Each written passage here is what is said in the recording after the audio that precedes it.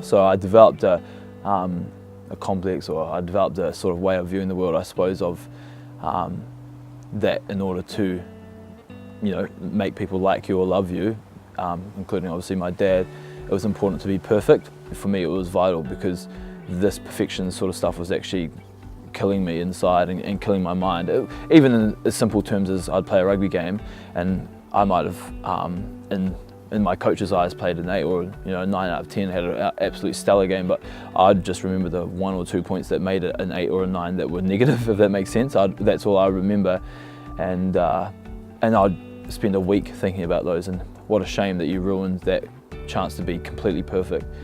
I think what helped me was looking at the players that I thought were outstanding, and then watching their games and actually going, I think they're outstanding based on all the really good stuff they do, almost in light of, or without regarding the mistakes that they make at the same time. And there's a Michael Jordan quote, I think, that talks about basically, I can't quote it word for word, so I'll sort of paraphrase, but he basically talks about all the mistakes he's made in light of, and how much greater they were than the actual times where he got it dead right. But he's remembered for all the times he got it dead right, and not the ones that, not the other, hundreds of times that he actually got it wrong. And I think there's a sense of, I suppose, grace in that actually perhaps that is the way we're being judged as players week in, week out. Is not necessarily about every individual mistake that we're making, but about the good that we're actually adding to the field as well. And it's really important that I had to just come to terms with the fact that I'm never ever going to actually play a game that is perfect. As well as that, like I said, change the mindset in terms of what I find important, where I find my worth.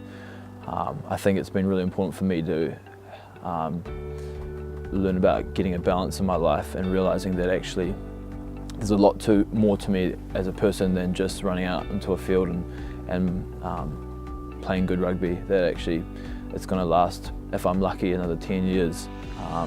If I'm really lucky, another 10 years, and then it'll be gone. And my worth has to be more than just in that sport, because if it goes, if it is in rugby, and then rugby leaves because of retirement for whatever else, then my identity leaves with it, and I feel probably back at square one, incredibly broken, upset.